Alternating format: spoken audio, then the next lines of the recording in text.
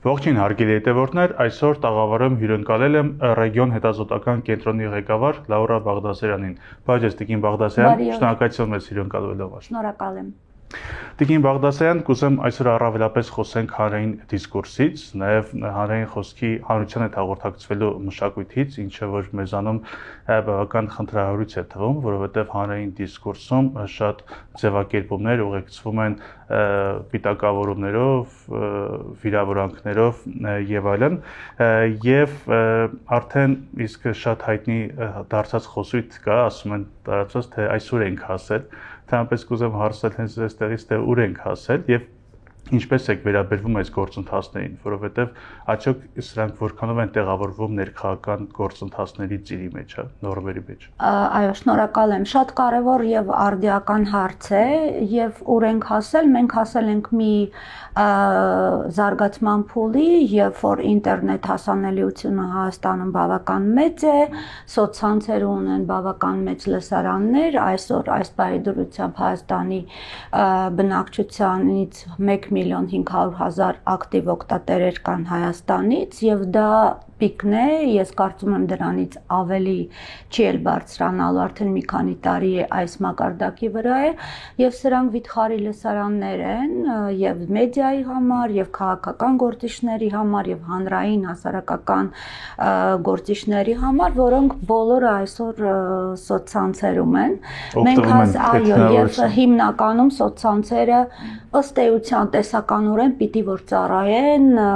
հանրային հաղորդակցությունների համար, պիտի ծառայեն ոչ միակողմանի ուղերձների համար, այլ շփումների համար, լինի դա առաջին դեմքի մակարդակով, թե որևէ քիչ հայտնի կուսակցության մակարդակով, որը ուզում է կողմնակիցներ ունենալ, օրինակ այս տարի մյուս տարվա ընտրությունների համեմատ նախորդող տարին է եւ այլն եւ այլն։ Մենք հասել ենք մյուս կողմից այն իրավիճակին, երբ որ մենք ունենք երկու իրականություններ, մեկը դա վիրտուալ իրականությունն է, որը զարգանում ու տարածվում է եւ շատ ժամանակ շատ տգեղ ձևերով է դրսևորվում անգամ առաջին դեմքերի արտահայտությունների առումով վիրտուալ իրականության մեջ եւ մենք ունենք ռեալ իրականություն եւ այս ռեալ իրականության եւ վիրտուալ իրականության միջև խոսույթների, իրականությունների, հանգամանքների, փաստերի անհամապատասխանությունն ու խորքային անջրպետներն են, որ գնալով ավելի են խորանում եւ ակնհայտ են դառնում։ Դա է, որ հանրության համար անընդունելի է, եթե դուք նկատել եք, օրինակ մենք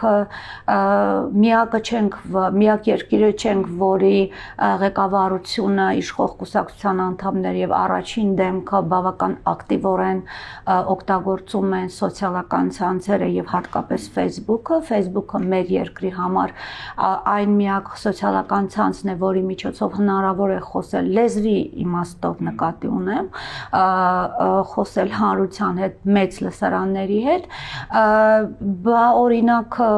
աշխարհում կան 193 պետություններ, երկու ուրեմն դիտորդ պետություններ գլխավոր ասամբլեայում ՄԱԿ-ի եւ այդ պետություններից 144-ի ղեկավարները ակտիվորեն օգտագործում են այսօր այս պահին գործող 50 գլոբալ եւ ազգային տեղական նշանակության սոցցանցերից, մեր դեպքում դա Facebook-ն է։ Ես պետք է ասեմ, որ օրինակ ուրախություն մեզ եւ առանց ավելորդ համեստության պետք է ասեմ, որ քանի որ վարչապետն է այսօր ամենաակտիվ սոցցանցային օգտատերը Facebook-ում եւ դա այդպես է ավանդաբար դեռ այն ժամանակներից, երբ որ նա եւ իր ուժը ընդդիմադիր գործիչներ են եւ ընդդիմադիր ուժեր համարվում, բայց տվյալները երբ որ համեմատում ենք, օրինակ 17 թվականի նախընտրական գործընթացների եւ 18 թվականի հեղափոխության ժամանակաշրջանի եւ 21 թվականի հետընտրական ընտրությունների ժամանակ մենք տեսնում ենք, որ բացարձակ ոչ մի տարբերություն չկա։ Օրինակ, Նիկոլ Փաշինյանը վարչապետի կարգավիճակում եւ Նիկոլ Փաշինյանը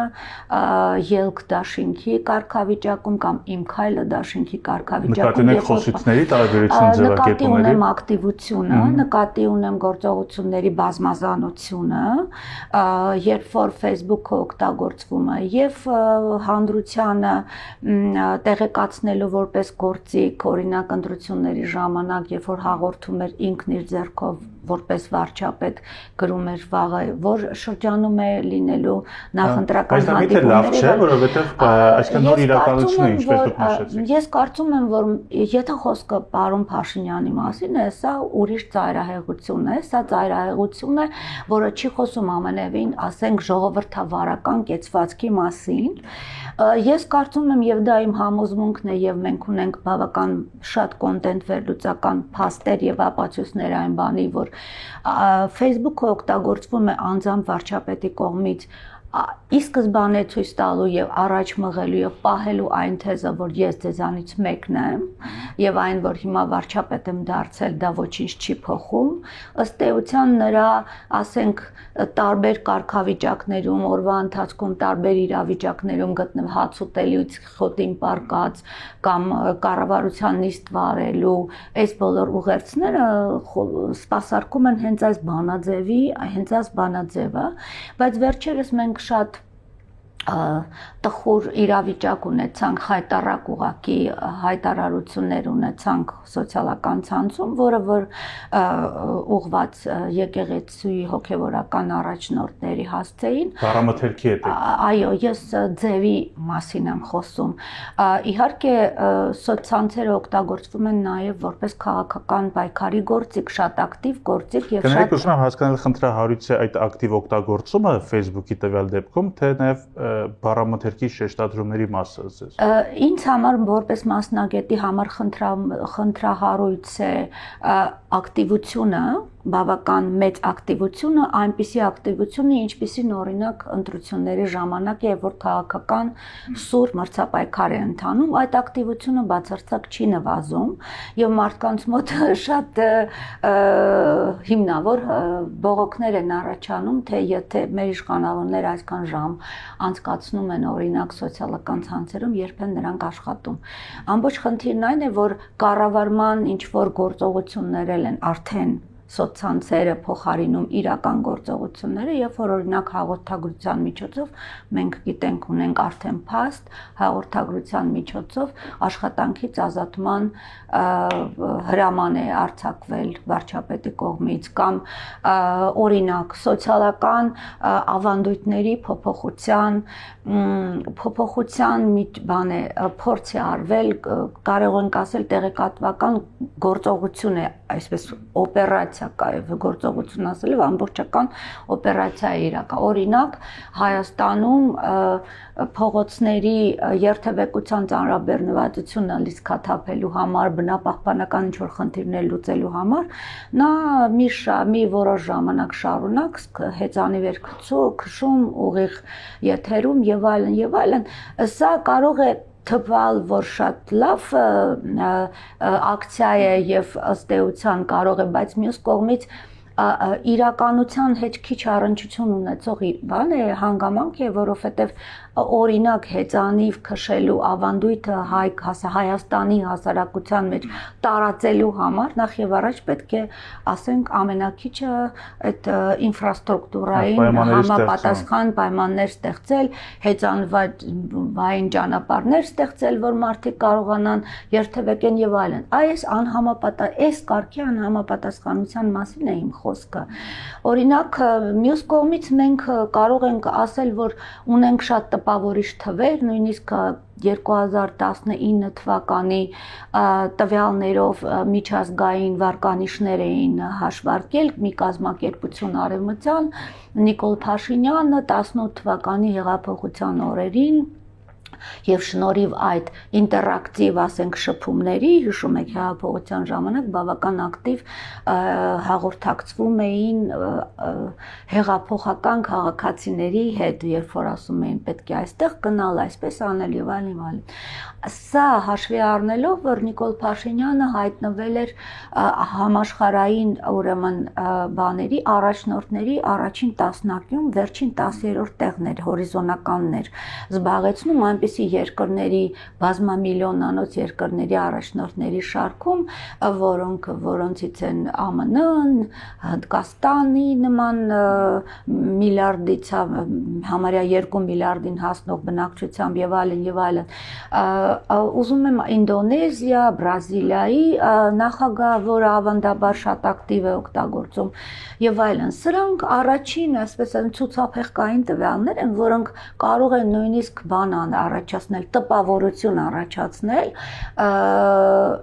շատ խորքերը չմտնող մարդկանց մեջ, որ տեսեք ինչ լավ է մեր վարչապետը, ինչքան ակտիվ է, ինչքան դեմոկրատ է եւ այլն, բայց ես պետք է ասեմ, որ այդ հաշվարկները, որ արվել էին 18 թվականին, տարբեր չափանիշներով են այդ վարկանիշները դուրս բերել, դրանցից մեկը դա ինտերակտիվության մակարդակն է եւ նույնիսկ հաշվարկել էին մի այսպիսի միտում, որ որքան դեմոկրատական է երկիրը եւ նրա առաջնորդը, որ այնքան ավելի մեծ է հետադարձ կապը սոցիալական ցանցերում, այդ հաղորդակցությունը միակողմանի չի լինում։ Մենք գիտենք, որ կան երկրներ, նույնիսկ Իլհամ Ալիևը ունի Facebook-ում Twitter-ում ունի հաշվի օգտահաշիվ եւ այլն, բայց դա ամենևին չի նշանակում, որ նա ժողովրդավար ղեկավար է, հակառակը բռնապետ է, ունի շատ կոշտ կառավարման ձևեր եւ այլն։ Իհարկե ներողություն, իհարկե Facebook ակտիվ օգտագործելը ժողովրդավարության ուղիղ ցուցիչ չէ, դա կարծում այլ թեմա է, բայց գուցե նոր տեխնոլոգիաները ստիպում են քաղաքական գործիչներին, ոչ միայն Հայաստանում, այլ նաև այլ երկրներում, մանավանդ նախընտրական փուլերից առաջ ավելի ակտիվ օգտագործել եւ սա գուցե ավելի մոտ է թողնում, այսինքն հասարակություն, իշխանությունը այդ հարաբերությունները կամ հաղորդակցությունը ավելի դյուրին է լինում կամ որովհետև հասարակության ընկալումներում էլ իշխանությունը ավելի մոտ է թվում, գուցե սա այսինքն նպաստում է դրան եւ կուզեի իմանալ արդյոք կան թվեր այն իմաստով, որ դիցուկ վարչապետի, ասենք, օգտահաշիվներից ակտիվ օգտագործումը սա ինչ միտումներ է արձանագրել, արդյոք սա ավելի շատ վանել է հասարակությանը, թե ավելի է մոտեցրել, ինչպեսի դինամիկա կա։ Ես կարծում եմ, որ հենց դա է, որ երբ որ ես ասացի իմ խոսքում, որ դա մյուս ծայրահեղությունն է, բավական մեծ ակտիվությունը, ես նկատի ունեմ հիմա նաև այն, ինչ որ հիմա կասեմ, այն, որ վանում է այո լսարաններին, եւ խոսքը ոչ միայն հաղորդակցման լեզվի ընտրությունն է, մենք տեսել ենք, մենք ցավոք ականատեսն ենք եղել, ուղղակի բառացի հայհոյական ոչ պարկեշտ մի արտահայտության, ասենք, կաթողիկոսի հասցեին, անկախ նրանից, որքան հիմնավոր են այդ խոսույթը, ինչ փաստերի հիման վրա է, իրավական ինչ հետևություններ, եկեղեցու ներսում տեղի ունեցող փոփոխություններ,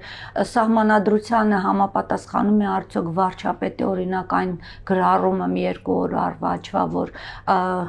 շատ արագ պետք է եկեղեցին պատասխանի կուսակրոնության մասին եւ այլն, ինչպես ենք մենք մխրճվում, ընդհանրապես պետությունը ինչպես կարող է մխրճվել եկեղեցու եւ կրոնի գործերում եւ այլն։ Այն ժամանակ, երբ որ կա աքսիոմա, պետությունը եւ եկեղեցին դրանք տարբեր տարանջատված են, բայց սա քաղաքական պայքար է։ Ինչ նպատակ է հետապնդում։ Այո, ինչ նպատակ է հետապնդում, սա քաղաքական պայքար է եւ օրինակ, երբ որ նա ասում է, որ օրինակ, ես մի բարձ օրինակ եմ բերում, ամենաակտուալ եւ ամենահրատապը, որ այս օրերին մարդկանց համար կարեւոր է, դա այն է, որ դրա հիմնական նպատակն այն է, որ պետք է կաթողիկոսը հեռացվի իր պաշտոնից եւ կազմակերպվեն նոր ընտրություններ, ինչու դա արդեն քաղաքական վերլուծության խնդիր է, որովհետև բաց տեքստով ասվում է, որ առաջ է մղվում Ռուսաստանի խոսույթները Հայաստանի հետ կապված եւ այլն, եւ այս մասին խոսում են բազմաթիվ իշխանամետ վերլուծաբաններ եւ այլն, բան են անում, հարթարացնում են եւ այլն։ Ես չեմ ուզում խոսել եկեղեցու եւ պետության միջև հարաբերությունների։ Ես ուզում եմ խոսել սոցիալական հարթակները քաղաքական պայքարի որպես ամենաակտիվ, ակտուալ գործիք օգտագործելու այս մղումը, որը միակողմանի է տեղում։ Դուք ասում եք հաղորդակցություն, բայց այդ հաղորդակցությունը նայեցեք որոշ ժամանակվանից է սկսած արդեն միակողմանի է, այսինքն ուզում եմ որ այդ հաղորդակցային ձևից կարծեք թե բոլորն են օգտվում թե ընդդիմությունը թե իշխանությունը եւ ցանկացած երկրում արդեն, այսինքն որովհետեւ սոց հարթակները որպես գործիքակազմ արդեն իսկ կարելի ասել ձեր նշած նոր իրողության պայմաններում վերածվել են ինչ որ հաղորդակցային նոր Այո, բայց տարբերություն օրինակ իշխանավորների սոցցանցային պահվածքի, որոնք անզուսպ են, բացարձակ, ես օրինակ մենք 22 թվականին հարցումներ էինք անցկացրել 100 մեդիա մենեջերների շրջանում եւ հարց էինք տվել, թե կարիք կա արդյոք սոցիալական զսպվածության ինչ որ օրենքներ մշակել Այստեղ կան բացերի օգտատերերի եւ պատկերացեք 68%, այսինքն 100-ից 68 մեդիա ղեկավարները ասում էին, որ այո, հաշվի առնելով իշխանությունների բարձի թողի, անսանց, ոչ կոռեկտ վարքագիծը, որոնք բազմաթիվ ինստիտուցիոնալ հարվածներ են հասցնում, ես կարծում եմ, որ այս կարգի պահվածքը ինչի մասին, ինչի ականատեսն ենք մենք հիմա այս վերջին մեկ շաբաթվա ընթացքում բազմաթիվ ինչքան հնարավոր է հարվածում է Հայաստանի իմիջին ինստիտուցիոնալ առումով, ներհանրային տրամադրությունների առումով, վստահության առումով, արտաքին իմիջի առումով եւ Հայաստանը պաշտոնապես ներկայացնողի անձի նկատմամբ եւ ընդհանրապես Հայաստանի որպես պետության նկատմամբ սա մեծ հարվածներ են եւ սա է պատճառը որ երբ որ դուք ասում եք ընդդիմությունն էլ մոտավորապես նույն վարքն է բոլոր քաղաքական գործիչները հասկանում եմ բայց ընդդիմության վարքագիծը բնորոշում է միայն ընդդիմությանը իշխանությունների վարքագիծը բնորոշում է եւ իրենց եւ պետությանը որպես մի պետական միավոր քաղաքական միավոր եւ հանրությանը, որը հնարավոր է հանդուրժում է նման վարքագիծը, իսկ մենք ականատեսն ենք եղել այն բանի, որ համենայն դեպս իմ ժապավենում բոլորը adekvat օգտատերեր են եւ օրինակ չեն գրել, որ ջան վարչապետ դու հզոր ես, որ նման բաներ ես ասում, վաղուց ժամանակն էր այս հարցով զբաղվել։ Խնդիրն այն է, որ այս ծայրահեղ ակտիվությունը մանիպուլյացիոն նաև տպավորություն է ստեղծում։ Գիտեք, հիմա շատ տարածված այսպեսի հավելված կա արհեստական բանականության օգնությամբ, երբ որ մարդիկ իրենց ձայնը հնչեցնում են տեքստով, այնուհետև հենց այդ մարդու ձայնով այդ ցանկացած մարդու համար անհրաժեշտ լեզվով այդ տեքստը հնչեցվում է եւ օրինակ չիմացող հասցեատիրոջը եթե ուղարկում ես ձայնային հաղորդագրություն նա շատ լավ նա կարող է տպավորություն ստանալ որ դու տիրապետում ես եւ անգլերենին եւ ֆրանսերենին եւ վրացերենին եւ գերման եւ չինարենին անգամ եւ այսպեսի լավ տպավորություն է ստեղծում մոտավորապես բայց իրականությունը այլ է իրականությունն այն է որ անգլերեն սովորելու կամ գերմաներեն սովորելու համար դու առնվազն պետք է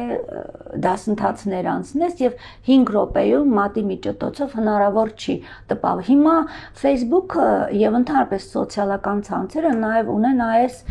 մատի մի շարժումով այս մանիպուլյացիոն խափեական մանիպուլյացիան դա խափեություն է գիտեք չէ որ ֆոկուսնիկների այդ գործը բոլոր այդ ֆոկուսները որոնք ձերքերի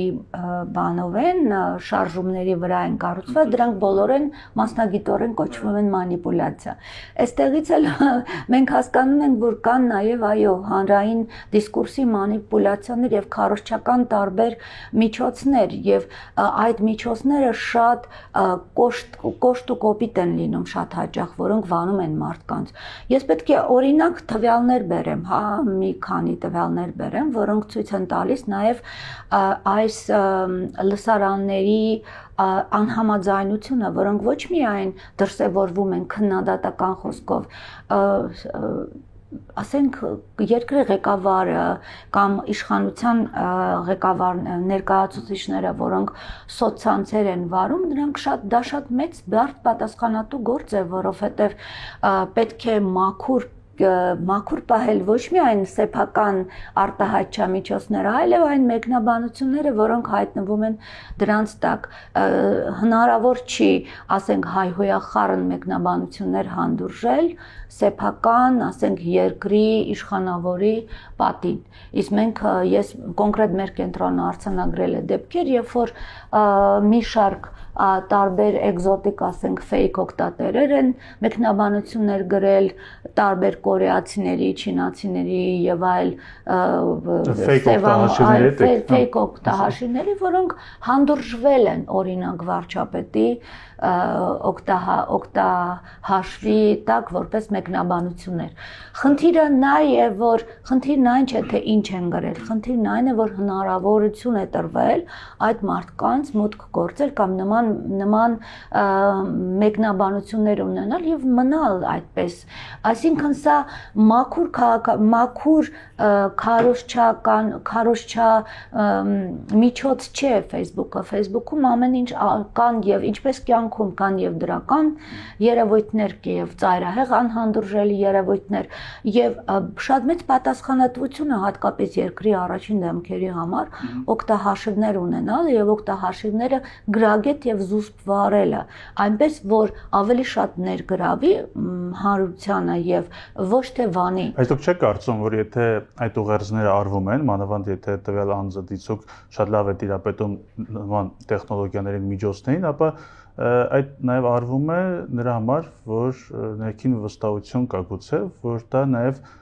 հավելյալ ձայներ կբերի, այսինքն այնպես չի, որ սա հենց դրա համար հարցեցի, արդյոք հետազոտություններ կան, թե չէ, որ այդ բառամթերքը եւ նաեւ քաղաքական դաշտի ցանկացած կողմի բառամթերքը ինչպես է ազդում այս կամ այն կողմի ձայների վրա, որովհետեւ ինչպես հասկացած ձեր խոսքից, սա ներքաղաքական պայքարի հետևանք է եւ նաեւ ինչու՞ չէ նաեւ նախընտրական։ Հետևաբար եւ կարծում եմ, որ նման բառամթերքը եթե լինում է կամ ցանկացած սուր հայտարարություն, դա նաեւ այն միտումով է, որ սա ունի իր նաեւ լսարանը։ Այո, շատ ճիշտ է, մենք պարբերաբար դիտարկումներ ենք անում, մեր կենտրոնում դիտարկումներ ենք անում նման խոսույթների եւ ես պետք է ասեմ, որ օրինակ այն պիկը, որին հասել էր օրինակ նույն վարչապետը ընտրությունը բանից հետո, հեղափոխությունից հետո, երբ որ նրա լսարանը կազմում էր 1.200.000 օգտատեր, այսօր նվազել է եւ դա կազմում է 1.100.000, բայց ինտերակտիվություն, այսինքն, բայց կա այսպիսի բան, տեսություն եւ փաստ, որ լսարանի մեծությունը դեռ չի նշանակում ներգրավել այդ ամբողջ լսարանին, այդ ռեալ ձայներ չեն նշանակում, նախ ռեալ ձայներ չեն նշանակում, հիմա շատացել են, ես ունեմ այդ վիճակագրությունը, բայց հիմա չեմ կարող հնչեցնել, որովհետեւ վստահ չեմ, որ ճիշտ թվեր եմ հնչեցնելու, չեմ հուշում պարզապես։ Մենք մի նյութ ենք պատրաստում ընդհանրապես հենց այս թեմայով եւ մենք կհրապարակենք բոլոր տվյալները, սկսած 17 թվականի ընտրությունների, լսարանների, արձագանքների եւ այլնի հետ կապված։ Օրինակ մենք գիտենք, որ Նիկոլ Փաշինյանը ամենաակտիվ օգտատերն է եղել եւ ամենաշատ արձագանքվող գործիչն է եղել եւ Իմ քայլը դաշինքի ժամանակ եւ ելքի ժամանակ եւ օրինակ եթե քաղաքացիական պայմանագրի Facebook-յան էջում ասենք դիտումների, լայքերի, շեյրերի անկախ նրանից թե ինչ նյութեր են եղել առավելագույն քանակը հասել է մինչև 5000 արձագանքը ապա Նիկոլ Փաշինյանի մոտ առավելագույնը հասել է մինչև 10000 արձագանքներ դրանք տեսանյութեր են եղել մեծ մասամբ եւ այլն բայց սրանք խաբուսիկ ցուցանիշներ են այն իմաստով որ Հիմա գնալով ավելի շատացել են կեղծ օգտատերերը, մենք արձանագրում ենք եւ շատ ենք խոսում այն մասին, որ Հայաստանում էլ քաղաքական մրցապայքարը վիրտուալ տարածքում տեղի է ունենում կեղծ օգտատիրական օգտահաշիվների միջոցով եւ մենք չենք կարող օրինակ մի քանի հազար արձագանքների մեջ դա շատ մեծ աշխատանք է իդենտիֆիկացնել իրական եւ ոչ իրական օգտատերերին սրանք հատուկենտ են արվում ուղղակի ցույց տալու համար որ այս շարքում կան նաև կեղծ օգտատերեր այդ կեղծ օգտատիրական օգտահաշիվները մենք գիտենք որ բացում են եւ իշխանությունների կողմից եւ ընդդիմադիր ուժերի կողմից ցույց տալու համար թե որքան հետևորդներ ունեն իրենք հանրության շրջանում եւ հոգեբանական ազդեցություն գործելու հակառակ բայց իրականում ամեն ինչ ռեալորեն դրսևորվում է ընտրությունների ժամանակ ինչպես որ կներեք անթույլատրելի եմ համարում օրինակ այն եզրակացությունները որ անում են որոշ իշխանավորներ հանրային տրամադրությունները չափելու համար սոցցանցային տարբեր հարցումների հիման վրա սրանք չեն կարող ակադեմիական հիմքով հաստատված փաստարկված հարցումներ լինեն սա անթույլատրելի բան է եւ անթույլատրելի օրինակ նույն այս քպականներ եկեղեցի այս բանի մեջ պատմության այս վերջին տգեղ պատմության մեջ վերջին գրառումներից մեկն այն էր որ ահա տեսեք իմ հետևորդները մի երկու կարծեմ 3 էր արվել այս գրառումը որ ելնելով արձագանքներից եւ այլն նշանակում էր մոտավորապես ես շատ մոտավոր եմ վերարտադրում այդ բանը ուրեմն հանրությանը համար սա շատ կարևոր խնդիր է կուսակրոնության խնդիրը եկեղեցում Մինչդեռ մի օգտատեր շատ ճիշտ գրել էր, որ մենք ունենք մի երկիր, որտեղ կա այս խնդիրը, որոնք եւ սոցիալական ապահովագրության, եւ անվտանգության, եւ ոչ գծային, այն որ դրսի աշխարհի տեղի ունեցող առանց կանոնների բան է, պայքար է գնում, որը անդրադառնում է մեր վրա, եւ պատերազմի օրհասականության, եւ Արցախից տեղահանվածների չտեղավորվածության եւ նրանց հետ կապված բազմաթիվ կենցաղային սոցիալական խնդիրների բազմաթիվ խնդիրներ կան։ Իդեպ հարցումների մասին խոսեցիք ինձ, բայց հարցումները ցույց են տալիս, որ այսինքն Կովկասյան բարոմետրը կարծեմ վերջերս հարցումների տվյալներ հրապարակեց, առայն որ քաղաքացիական պայմանագիրը ընդհանրապես շարունակում է լինել առաջատարը, չնայած որ ձայները հակին պակասել էին։ Այսինքն ստացվում է, որ վերադառնալով, որ ամեն մեկը իր լսարանը ունի եւ կարծեք թե աշխատում այդ լսարանը։ Այո, խնդիրը հենց այն է, որ եւ ընտրությունների ժամանակ բազմաթիվ 12 թվականից մինչ այսօր մենք հետազոտել ենք բոլոր նախընտրական գործընթացները, որոնք ծավալվել են սոցիալական ցանցերում։ 12 թվականին առաջին անգամ Հայաստանի նախընտրական պատմության մեջ Facebook-ը օգտագործվեց որպես քարոզչական գործիք։ Այո, տարբեր ուժերի կողմից։ Եվ բոլոր այդ բաների ժամանակ, ինչպես սկզբում յուրաքանչյուր քաղաքական ուժ աշխատում է սեփական ընտրարշավ ընտրազանգվածի հետ, այլ ոչ թե փորձում է իր կողմը քաշել դեռ չկողմնորոշվածներին, պայմանական ասած, չէ՞ որ ընտրությունների արդյունքները բան են անում, որոշվում են չկողմնորոշվածների։ Հենց այդ է, ինչու չեն փորձում աշխատել այդ խավի։ Այդպես է, չեն աշխատում, նրանք լավ են զգում իրենց սեփական քաղաքական միջավայրում, հավանաբար, այո, կոմֆորտ զոնայում եւ հավանաբար, այսինքն նրանք չեն էլ հաղորդակցվում, չեն էլ պատասխանում քննադատություններին, չեն էլ ծավալում գաղափարական, ասենք, թող գաղափարական չլինի, ավելի լուրջ բանավեճեր եւ այլն, բանավեճերը եթե ծավալվում են սոցիալական ցանցերում, դրանք ծավալվում են մեծ մասամբ մասնագիտական շրջանակներում, որոնք շատ քիչ լսելի են, որոնք լսարանները շատ փոքր են, որոնք հանրային ազդեցության գործիչներ չեն, սա էլ տարբեր կարող է լինել։ Մենք հիմա ունենք հստակ տարբերակում հանրային դիսկուրսի վրա ազդեցություն գործող բլոգերներ, օգտատերեր եւ այլն, եւ մասնագիտական շրջանակներ, որոնք իրենց մեջ են քննարկում տարբեր խնդիրներ, մեդիայի հետ կապված, դիսկուրս, լսարանների հետ կապված եւ այլն, եւ որոնց ձայնը քիչ լսելի է, որոնց տվյալները անհասկանալի են միգուցե եւ այսպես միգուցե խախտված բանի վիճակագրական տվյալներով հմայվածի տպավորություն կարող է թողնել, բայց դրանք մաթեմատիկական ճշգրտությամբ ցույց են տալիս այն ուղենիշները, որով զարգանում են այսօր Հայաստանում հանրային հաղորդակցությունները, եւ ես մի բան էլ ասեմ, շատ հետաքրքիր է ինձ համար, որ 22 թվականին նույն այդ մեդիա մենեջերները 100 մեդիա ղեկավարներ, որոնք ամենատարբեր քաղաքական նախասիրություններն ունեն եւ անկախ են եւ պրոիշխանական են եւ ամենատարբեր քաղաքական նախասիրություններով ղեկավարներ են եւ նրանք միանշանակ ասել են, մեծ մասը նշել է, որ այսօր Հայաստանի համար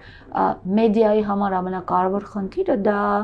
իշխանությունների հետ հաղորդակցման դժվարությունն է։ Սա էլ գալիս է լրացնելու այն պատկերը, որ դուք ասում եք, որ միթե վատ է, որ այդքան ակտիվ են եւ այդքան շփվում են հանրության մեջ, մինչդեռ սա ցուցափեղկային ակտիվություն է եւ մեդիան օրինակ շատ քիչ է հնարավորություն ունի շփվելու որակյալ շփում ունենալու այն մարդկանց հետ, որոնք առաջին ձեռքի տեղեկատվություն են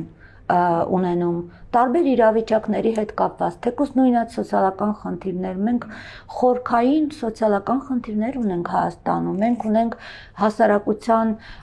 տարանջատում, մենք ոչ միայն քաղաքական հայացքների բերումով, այլև սոցիալական սանդղակների այդ բանը ամպլիտուդան բավական մեծ է, մենք ունենք շատ աղքատներ եւ ունենք շատ հարուստներ։ Հայաստանի նման փոքր եւ աղքատ երկրում սա անհանդուրժելի իրավիճակ է։ Օրինակ, կամ ես չեմ տեսել, որ որևէ մի քաղաքական կառավարության անդամ պատասխանի որևէ մի օգտատիրոջ կոնկրետ հարցի կապված որևէ թեկուզ մասնավոր դեպքի հետ, որը կապված է կարող է առաջին հայացքից կապ ունի իր լոկալ խնդրի հետ, բայց միգուցե եւ ունի նաեւ շատ տարածված մեծ տարածում եւ միայն մի մարդու հետ կապված չէ։ Ես կարծում եմ, որ իրական հաղորդակցությունը հենց այս տեսակ խնդիրների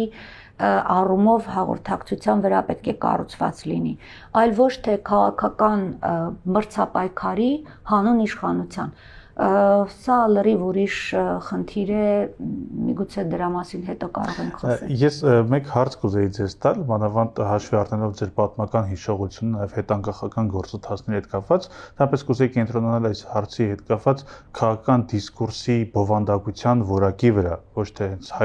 հայհոյանքների կամ նման ձևակերպումների վրա, այլ քաղաքական դիսկուրսի որակի վրա, օրինակ համար թե իշխանություն, թե ընդդիմություն ներքաղաքական դաշտի մասն է խոսքը, մանավանդ նաև նախընտրական փուլի շեմերին, այն նախորդ այս փուլից առաջ էլ, հետ անկախական շրջանում ինչպես է ձևավորվել կամ ինչ զարգացում է ունեցել այդ ներքաղաքական դիսկուրսը, արդյոք այն ժամանակ էլ կամ որքանով են գործիչները հատել, այսպես ասած, կարմիր գծերը,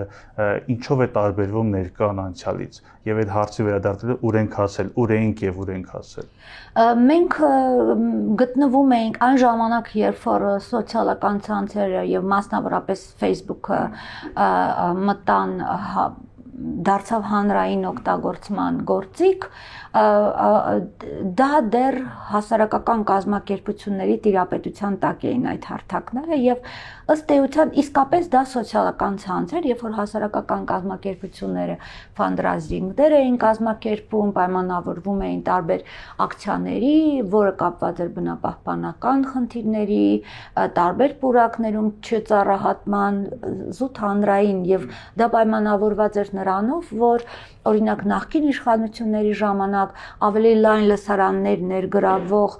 կամ լայն լսարանների վրա տարածվող մեդիան, ինչպիսին հեռուստատեսություններ գտնվում էր պետական վերահսկողության տակ եւ մենք իսկ on-line հարթակները եւ on-line ԶԼՄ-ները ունեին ավելի ազատ եւ խոսքի ազատությունից օգտվող եւ խոսքի ազատությունը իրականում կիրարկող ԶԼՄ-ների սեգմենտի տպավորություն, այսպիսով մենք ունեինք, այսպես ասենք, ավանդական ԶԼՄ-ներ, հեռուստատեսություն, ռադիո եւ այն ժամանակ մի քիչ տպագիր թերթեր, որոնք որ ավանդական միջոցներով էին զարգանում եւ ունեինք on-line, ընդհանրապես on-line տիրույթը համարվում էր ազատության եւ խոսքի ազատության տիրույթ եւ մինչեւ 18 թվականը այդպես էր համարվում, որովհետեւ նախկին իշխանություններից ոչ մի ղեկավար, անգամ ոչ մի ղեկավար չէր անձնապես օգտագործում սոցիալական ցանցերը, դուք հիշում եք հանրապետական կուսակցությունից մի քանի բարձրաստիճան ֆունկցիոներներ կային, որոնք օգտագործում էին զանգվածաբար կուսակցության ներկա ղեկավարները կամ նրանց հետևորդները չէին օգտագործում սոցիալական ցանցերը։ 18 թվականից է սկսած, երբ որ իշխանության եկավ քաղաքացիական պայմանագիրը, որոնք իրենց քաղաքական հաջողություններին հասել են շնորհիվ նաև սոցիալական ցանցերի, ես պետք է ասեմ, բայց դա էլի ուրիշ մեծ թեմա է, մեզ ես չեմ ուզում բան անել տարածել։ Չէ, ես արդյոք նկատի 90-ականներից հետո այդ քաղաքական դիսկուրսը, լինի քաղաքական հանրային գործիչներ, իշխանություն, այդ արդյոք այդ որ հիմա ասում են շատ չափ հանցնում են կարմիր գծերը բառամթերքի առումով անցնում են, արդյոք այդ համեմատելի է ներկա իրավիճակը։ Իհարկե համեմատելի չեն բազմաթիվ առումներով։ Բովանդակության իմ առումով էլ այո, որովհետև դա նաև հոգեբանական ազդեցություն է գործում սոցցանցերի հանգամանքը։ Սոցցանցերը թողնում են սեփական տարածքի կեղծ տպավորություն, կեղծ ինքնազգացողություն, երբ որ մարդը ասում է սա իմ սեփական տիրույթն է եւ ես կարող եմ այստեղ ինձ պահել այնպես, ինչպես որ կարող եմ։ Ես եմ որոշողը, մինչդեռ պետք է հիշեցնել եւ պետք է անընդհատ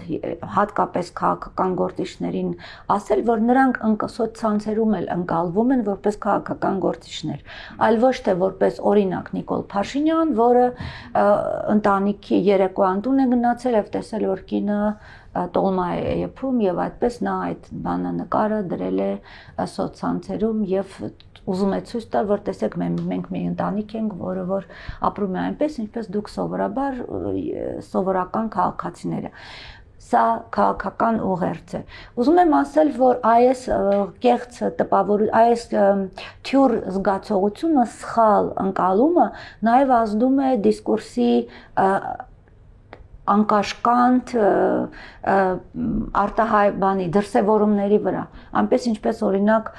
դու կարող ես քո սեփական տանը, իհարկե ոչ բոլորն են այդպես անում, բայց ասում ես այն ինչ որ գալիս է մտքիդ, չնայած լիքը մարդկանց եմ ճանաչում, որոնք դրսում պահում են իրենց այնպես ինչպես եւ տանը պահում են այնպես ինչպես որ դրսում։ Այս սա էլ է շատ բան, օրինակ մի այսպիսի բան կա, չէ, արտահայտություն կա, որ երբ որ սովետական տարիներին ասում էին, բա որտեղից ես կարդացի, ասում էին թերթում եմ կարդաց, եթե թերթում է գրված, ուրեմն դա իրականությանը մոտ բան է, կամ եթե միկրոֆոնով մոտենում էին մարդկանց հեռուստատեսային ինչ որ ռեպորտաժներ անելու եւ հարցումներ էին անում, ապա մարդը այնքան էր զգաստանում մեդիայում խոսք ունենալու համար, որ նա ասում էր ոչ թե այն ինչ որ ինքը մտածում է, այլ ինչ որ ինքը կարծում է որ պետք է որ ասվի։ Հիմա փոխվել են ինչպես ասում։ Հիմա հակառակն է եւ բայց այս սինդրոմը, այս բանը դեռ մնացել է, օրինակ նույն այս մարդիկ, որոնք շատ անկաշկանդ են եւ շատ ներեցեք ափեղ կոպիտ բառը ասում ափեղ ցփեղ են սոցիալական ցանցերում նույն այդ մարդիկ օրինակ մեդիայի հետ կա մեդիային տված հարցազրույցներում շատ ավելի կառուցված եւ ավելի զուսպ բառապաշար են օգտագործում կարծես թե մեդիային տված հարցազրույցը կոնկրետ հասցեական է, իսկ օգտատիրական հաշվում նրա սովորական ելույթները կոնկրետ հասցեական է, որպես այսքան անմիջական ինչ-որ ժողովրդին ավելի մոտ լինելու։ Եվ բացի դրանից ի տարբերություն օրինակ ձեր ասած 90-ական թվականներին քաղաքական կոնտենտը վիթխարի ծավալների այսպեսի չէր հասնում։ Բայց բովանդակության առումով մարդիկ, որոնք որ հասցնում էին հանրությանը եւ լսարաններին կազմակերպված խոսք եւ շատ ավելի հիմնավոր խոսք, քան հիմա, եւ այդ մրցապայքարը տեղի էր ունենում մարդկանց աչքի առաջ տեղի չէր ունենում։ Մենք մի հասարակություն ենք, որի աչքի առաջ տեղի ունեցել եւ ռմբահարումներ, եւ պատերազմ, եւ ամեն ինչ տեսած հանրությունը եւ հիմա ես կարծում եմ, որ նրա ուշադրությունը գրավելու համար պետք է վերադառնալ նախկին ակունքներին, ունենալ ավելի զուսպ, ունենալ կոռեկտ, բայց հիմնավոր ու փաստահեն ելույթներ, որոնք որ ավելի կներգրավեն եւ ավելի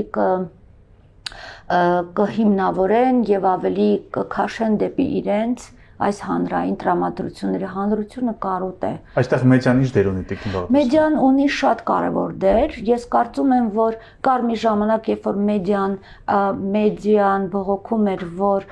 քանի որ հանրությունը առաջինը ստանում է տեղեկատվություն իրադարձության մասին հենց քաղաքական գործիչներից եւ այլևս չի մեկնաբանում մեդիային, ասում է գնացեք կարդացեք, ես այս գրառումն եմ արել, եւ երկրորդական դերում էր գտնվում։ Ես կարծում եմ, որ դա նաեւ հնարավորություն է, որպեսզի լսարանները մեդիայի միջոցով ստանան ավելի հիմնավոր եւ ավելի որակյալ լրատվություն եւ որակյալ մեկնաբանություններ՝ ի տարբերություն սոցիալական ցանցերի։ Մեր մեդիան էլ շատ ակտիվորեն օգտագործում է սոցիալական ցանցերը, դուք գիտեք, որ մենք ունենք լրատվամիջոցներ, որոնք 7-ից 8 սոցցանցերով են օգտվում միայն տեղեկատվությունը տարածելու նպատակով, եւ ես կարծում եմ, որ մենք այսպես շարունակելու դեպքում մեդիան մեծ շանսեր կունենա իր որակյալ նյութերի միջոցով եւ վստահություն վերադարձնել, իհարկե խոսքը այն ԶԼՄ-ների մասին չեն, որոնք բացարձակ չեն ցույց տալի իրենց նույնականացման տվյալները, անհայտ մարդիկ են, չես հասկանում որտեղ են գործում, Հայաստանում, թե այլ երկրում, մի հոգով, թե 10 հոգով, ինչ ֆինանսական աղբյուրներ ունեն եւ այլն եւ այլն։ Խոսքը դրա մասին չի, խոսքը տասնամյակներ շարունակ դաշտում գործած եւ որակյալ լրատվություն